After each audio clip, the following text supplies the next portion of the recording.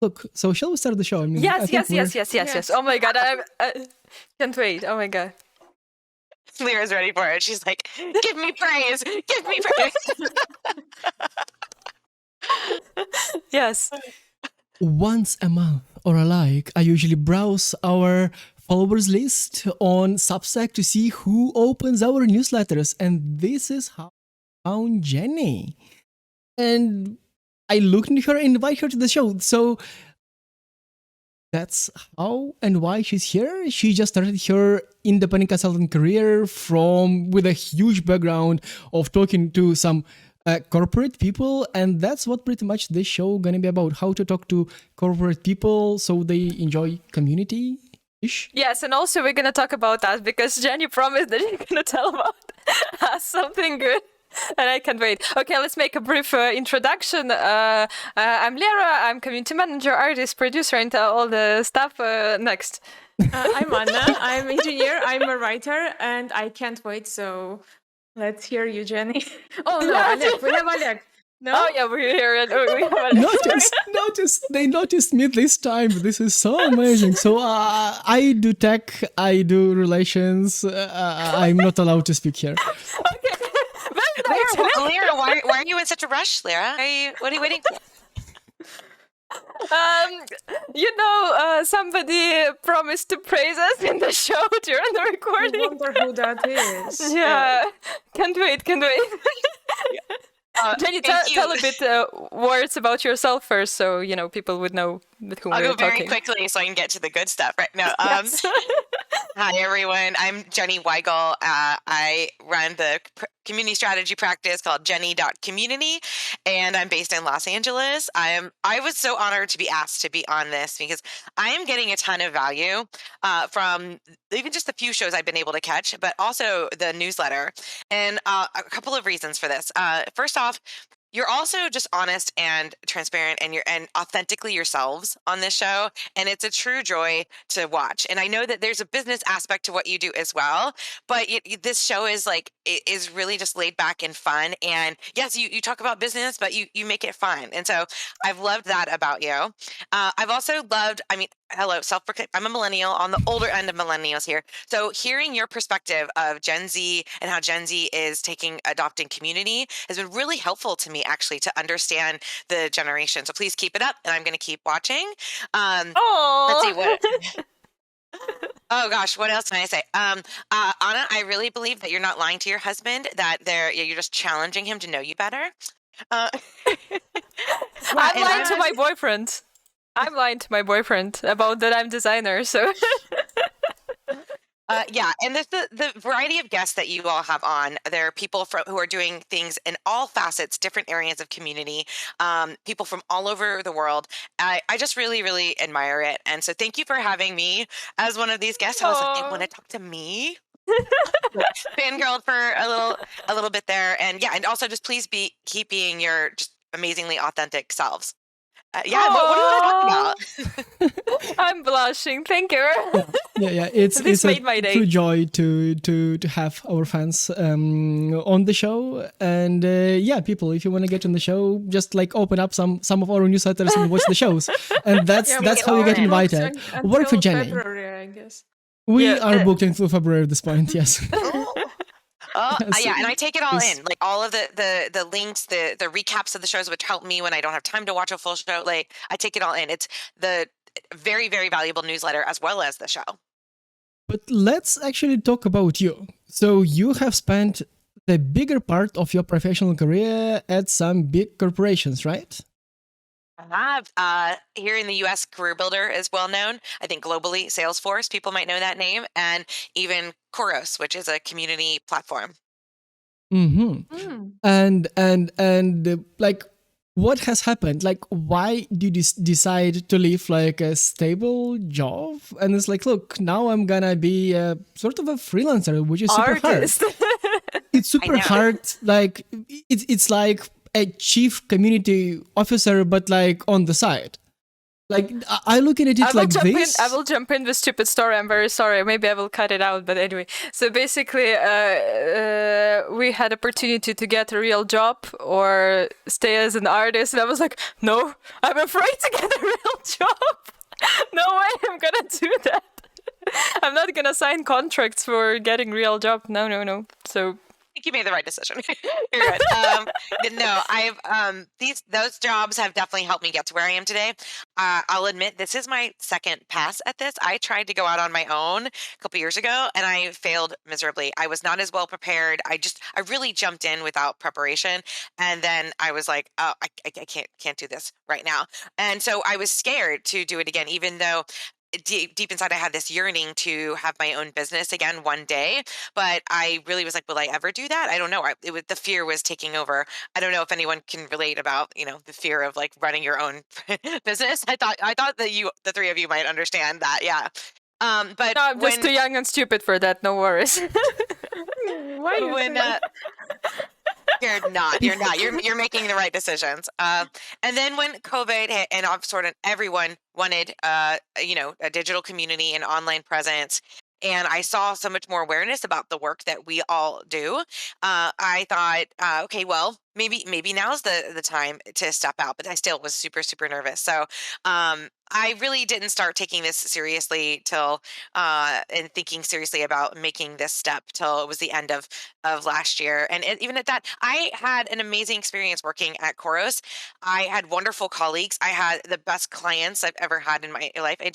I was like, why am I going to leave this? But ultimately, I wanted to grow faster than Khoros could accommodate me. And so I took that chance and that leap. And I'm really happy with how things have been going. I feel grateful that I left there on good terms. And so I still keep in touch with my clients and everyone at Khoros. And they continue to do great things with their community software. And now I feel like I can be a bigger part of the industry, though, and just kind of be partnered with many different companies and see what's going on in a bigger spectrum than just at the one company I was at. So I'm loving it. I have a question.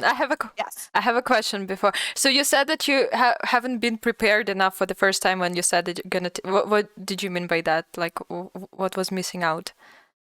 A lot of things. I don't think I knew how to properly set my fees and prices. And I don't even know if I really had the right strategy for finding new clients because I was just kind of all over the place. But what was happening when I tried this first, and it wasn't Jenny.community, it was just strictly freelancing, and it was like my name, and I hadn't branded myself as well as I hope I've done now. I remember I was making enough money to pay my bills. That was an awesome feeling. That was like, yes, I felt so fulfilled. And it's actually the most fulfilled I've ever felt. Like when you're bringing in income on your own, like it was great. But I was making zero money for a social life. Zero. So I would go and join my friends at a restaurant for dinner, and I'd come late because I would eat dinner at my house, and then I would just ask for water, and I'd sip and have water because I just had no money to contribute to meals, but I wanted to see my friends. So lack of social life, that sucked, and that's completely unlike me. I'm very, very extroverted. I need that social time, and that was really hard to deal with. So I again, maybe I wasn't setting my prices well enough to have enough money to have a social life. I don't know. I look back on it and there's so many things I was like, I was doing it wrong. But at least I knew those lessons coming into it this time. A very interesting experience. I have one more question. So this means that you are operating kind of as a one-person business, right? And for agencies or for solo creators, this is a very well-known problem that you are your own boss. You just try to make these things work, and at the same time, And what about the boss, Anna? Yeah, I'm going to the one. But I don't want to tell that story. Should I tell? Okay. Yes. Okay. So again, one more time. I'm running my own newsletter, and that's my main focus and my main job right now. And for a brief moment in time, I want to get an investor. And I found an investor, and I was talking to them, and they said that I told them about my community, my work, very enthusiastically, like, hey, I have 10 paid subscribers. Like, look, I make money. I'm not just a blog or something like that. And they said that, yeah, but you're a one-person business. So if a bus hits you, you will die, and your business will die with you. So my question to you is not about the dying part or the bus. What about I've never been asked this before. Oh my gosh. Like, you just had me realize like, my whole business flashed before my eyes. What happens if you die? Very strange realization. Yeah. That is seriously. I don't know. Oh my gosh, I don't know. Like, yeah, like this is funny that you asked this though, because I was just recently redoing some of my contracts and I was asking my attorney, I was like, if anything ever happened to me, should I put in my contract, like contact, like, my partner, John? And I was like, should I leave his information in case, cause like, how would anyone ever get a hold of me? How my clients, or someone near me? And he's like, no, you don't need that in there. But it remained a question in my head. I'm like, but if anything ever happened to me, how would anyone contact, like find out, or find out about I don't know, money owed, money paid, anything, like logistical things that businesses have to deal with. And so I'm gonna go ahead and add that line into my contracts on my own. Now you have an answer. Oh my gosh, I know that's so funny that you were thinking about. I was saying, oh my god, oh, wow. That was a total moment. But That was. my question is, other than that, how do you think can you scale your business without sacrificing your mental health or without cutting out on your social life that you very much enjoy? How will you do it? Do you have a plan If you for that? want to scale, obviously, yes, maybe you that's- don't. I'm so glad you asked that, because I have made the decision that for right now, there's a certain number of client projects totaling a certain number of hours per week that I am willing to take on, and then I will be like, nope, I'm good. And my practice is still very young. I haven't hit that number yet, but I'm getting close. So I'm on my way, meaning I'm doing better than I did the last time. So I figured out that number based off of like how much I want to work and how much I need to work to bring in a certain amount, and on giving myself time to still have a social life. Also, right now, where I am in this consulting practice, I don't necessarily want to like it to grow astronomically. Like I'm not interested in bringing on other consultants right now if I got too busy. Maybe one day, but for right now, I'm still just kind of getting in the groove of things. So I have set those boundaries for myself, and again, once I hit like kind of some certain number of projects or number of hours per week that I've been contracted for, I'm going to say, okay, I'm stopping right there. And hopefully that'll be enough to stay sane and take care of my mental health and still have the social life that I finally can have again now that people are going out and about in LA again. Can we discuss a bit your consultancy? I'm just wondering, like, how are you choosing people with whom are you working? Because, like, for example, for us, a lot of crypto strange dudes come, like, can you make a pyramid for us? And we're like, Oh, today I just had a fight like with every one. week Oleg comes like, those guys probably fine. Yeah, they look kind of fine. I'm gonna have a call with them there, and he's kind of like, oh no, it's again the pyramid and crypto. I'm like, but I can see why people would be attracted to wanting to like work with you and talk to you, because you give great energy. So yeah, I think maybe I've just done a good job on my website, hopefully, of describing what I do. So for example, like I only work with certain enterprise brands and certain software systems that I'm most familiar with. I don't work with any enterprise brands on Discord. I'm just not as familiar with Discord. I've used it, but setting it up as from a enterprise brand perspective, I haven't done that, which is also why I'm glad, I'm glad to be part of communities like yours, because actually it gives me more insight into using Discord, which is another thing I want to ask y'all about in a little while, by the way. So I work with enterprise brands, usually who have a marketing or like a customer service need. There's a certain use case, kind of all the boring things about like why they want to bring on a community, not because they're bringing on a community because it's fun and it would be great for their users. They're usually bringing it on because they have to fulfill some kind of a business goal, and I'm happy to help them with that. Can you a bit explain how your consultancy work? Do you explain like from the basics, like why do you need a community, or you're already building some strategy, or how your consultancy work overall? I'm rephrasing her question. She asks, do you tell these old people that they need a community, or do they come to you?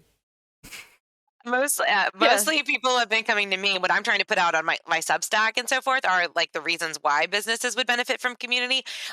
When I first started, I didn't want to focus on new communities or launching a community because I figured there's just so many other consultants out there already talking about that. So I'll talk about other things like really cool strategic projects, like when it's time for you to build up your first ambassador or VIP program, or maybe you already have a community and you are migrating to a new platform, or you're re-strategizing, or you're going to add this whole new section of your community and you need a strategy for that.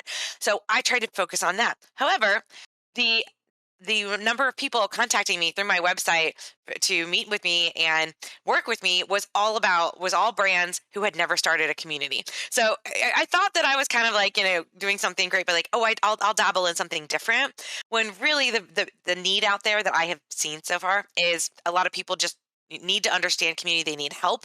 They need someone to guide them through picking a platform and strategizing for their audience and creating a plan. So that's what I've ended up now doing, is working with a couple of clients now who are starting their very first community, which is always super, super exciting. But I'm still happy to work with any of those enterprise brands that have had communities for a number of years and maybe are ready to re-strategize. Mine is a very fast question.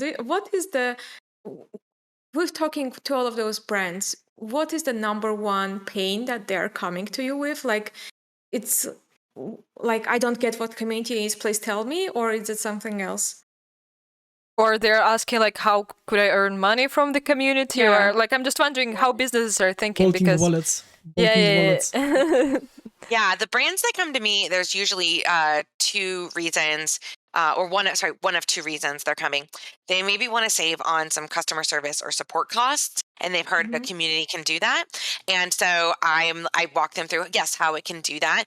And that's usually a good starting point. Once a community like starts like that, I like to encourage them to grow bigger and just think beyond support. So, but that is usually one of the big drivers. Like, someone's been told, hey, my boss told me I gotta figure out a way to save money here. So how can you help me? The second way is what I like to call a marketing or enthusiast community, meaning a brand has fans, customers. They've just got like a whole fan base, and they want to bring them together because all the conversations are happening somewhere else, right? In other places like Facebook group or something, right? Or Slack. But the brand wants it to be part of their website. They want it to be part of their experience, and they really want to help navigate the conversations. And usually that's coming out of like the marketing department. It's like, it wants more control over what's being talked about out there and so forth. But also maybe the marketing department has some ideas for special programs and activities to do with the community. So those are the two reasons I typically see people contact me about a community. And that's usually to fulfill some kind of a business goal. It's just so interesting that companies are fine outsourcing a sort of director or C-level position. And it's so fun to hear this idea, since usually you want to hire a director, but like for community management and for some other roles, you hire like a junior or middle tier manager and as a business, and then power that direction onto them. Hey, build a strategy. And it's cool to hear from you. We discussed it already with you, Oleg. The same things were happening with social media when were booming. They've been just hiring some young girl, oh yeah, make an Instagram for us. And right now they're build a whole strategy. Yeah, and now they're okay, so probably we need a strategy. So probably we're gonna contact somebody who is more professional, so we can outsource this, and it works. And community is next step, next thing after social media. So the same thing happening right now, I think. But I'm wondering in America, not in Europe. I'm wondering why. Is it because of the market is mature, or is it because your clients are clever? Why do they get that they either have to hire? Money is not a problem. For example, for us, we just have to explain why do they need us, and they're and then we get aha moment, and then it's or sometimes they have well, we can give you money, but we don't know how, because we don't know for what we are spending our money. Yeah. we cannot just write a check, so this is a problem in Europe. So we have to explain them everything. So what about you? Well, to Anna's point about money, it usually actually does come down to how much budget the company is willing to give to the community team. And think about it, when they're setting aside budget, they have to figure out budget for headcount, how many people they're going to hire, for whatever software they're going to end up using, if it's not one of the free ones, right? And probably some other. Those are the two big budget considerations. Now, software, that the price of that can vary, all right? But if you're going to go with one of the really higher end ones, I mean, there's like $150K for a year that's gone, boom, right out of the budget. So now what do you have left to hire someone? Sometimes companies only have enough to hire someone at maybe an entry level or beginner community manager. And the companies that are really, really seeing the power of community though, and very visionary, are dedicating more money so that they can hire maybe like a community director and a community manager and maybe like a full-time moderator, basically a team. And I think there's becoming more and more awareness of that. Again, as more people are realizing that this is a job, this is a field, and it brings incredible benefits. And something I do once a month, I've never admitted this. Okay. So, uh, so on LinkedIn, once a month, I go in and I look and see how many people have the title Chief Community Officer. And I've been like, I've been saving that and writing that down for a couple months. And luckily every month it's gotten a little bit higher and a little bit higher. Now, from a data perspective, that is not the best way to do it, because the word community could also mean non-digital, like not in the way we use community today. And the way like commercial and property management companies use community. So I'm not doing it completely right, but I'm curious, right? I'm curious how many people are using that title. And usually people with that title, not all the time, will have a team of people working for them for a community team. So that's really exciting to see that it is happening more often, slowly but surely. But then we've also got to train our community managers today on how to have those skills so they can level up in their companies. And there are companies doing things like this, like ComSor has a whole leadership track now and training program for community managers to join. So I think when we start seeing those skills come to fruition, I think we're just going to start to see a ton more of chief community officers, vice president of community, and hopefully even more like senior director roles coming around. I hope. That's my hope. Fingers crossed, fingers crossed. Yeah, right? So I did a quick search, and LinkedIn shows me, for a chief community officer, LinkedIn shows me about 167,000 results, but I think that's too much. That's too much. I think the number I get is like 600 something. Last I looked, when I always check like the beginning of the month. So I forget how I like narrowed down to it, but I use the same steps every time. So yeah, so we'll see what happens. I like your thinking. Like, and but like, what's your perspective? Why? So like, you think, from what I understand, you think that to track the number of chief community officers is useful because you understand like that's like a barometer of how communities are becoming more and more important to corporations. Did I get it right? Yes, you did. Even though it's not the best like technical barometer. Yes, that essentially it's piquing my curiosity about how many of those roles are being created today. I just like this so much. I like this whole concept a lot. But look, can I pivot our conversation to the following thing? You have Instagram, you're active on Twitter, and you're doing a lot of things. And so it feels like to be a consultant or like to run an agency, you also have to be a creator and to create a lot of content. And like, obviously your Substack, your newsletter. So it's a lot of content that you have to create along doing sales and along actually delivering work. How do you balance it out?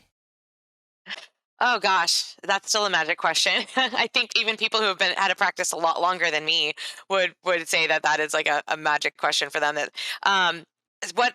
what I've been trying to do is just try to set some boundaries. Like I will never bring on client work that will take up 40 hours of my week. I'm not that, because that's what I figured out for myself. And again, my boundaries is I need to give myself time for my content creation, which is weird. I've never thought of myself as a creator, but you're right. Like I've always thought of myself as a consultant first, but yeah, I need to keep up all this stuff for my own personal branding. And also I really enjoy it. What's coming out on my Substack, I have so much fun writing every one of those articles. I've got lots more up here in my head that hasn't come out yet, but tons of resources and templates and things that I'm putting out on there. And so it's so much fun to write. But if I don't give myself the time and space and just mental capacity to write that, I will fall behind. I won't become as relevant. I won't be showing up in as many searches. I won't be invited on really awesome community podcasts like this. So yeah, it's if I lose track of the time for that, then I will probably see elements of my business start to fail. But all this content, Anna, like one small bit, I want to double down on that content part because Jenny is providing this all intel, all insight. She spends so much time for research and for structuring her thoughts for free. But like, people hire you for exactly that. Why don't you also monetize your thoughts, your experience? That's what businesses buy from you. Why? Maybe some people also want to buy from that, buy that experience too. I am monetizing it in the leads that are coming through my website and then developing relationships with those. So in that way I am.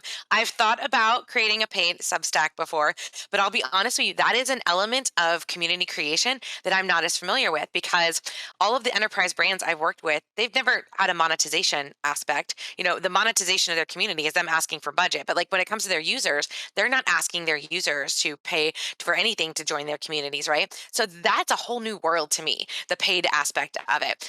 Which is another reason I subscribe to your newsletters and kind of like look at what you all are doing on that aspect, because I want to get there one day. I want to see my numbers increase a little bit more with my Substack subscribers first.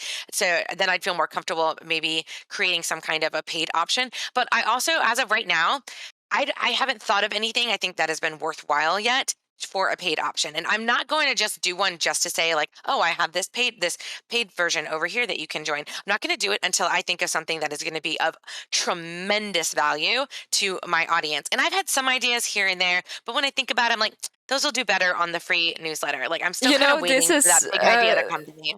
We had an episode, we've been discussing the monetization and thingy, and we figured out that this is the worst mistake, let's say like this, because you always think about this like, yeah, they're gonna be like something that I will create something better than them creating right now, and you never go to this point. You always think like, oh yes, later on, I'm not sure that I can make it paid right now, and it's always like this.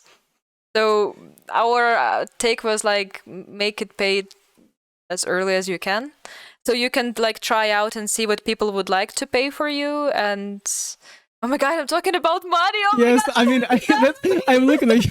It's like, so who's the boss in the room? It's pretty clear, right? Anna, I stole airtime from you. Yes, but my question was kind of building up upon your question. So with all those boundaries you have, with everything that you do, I assume your projects have a start and an end.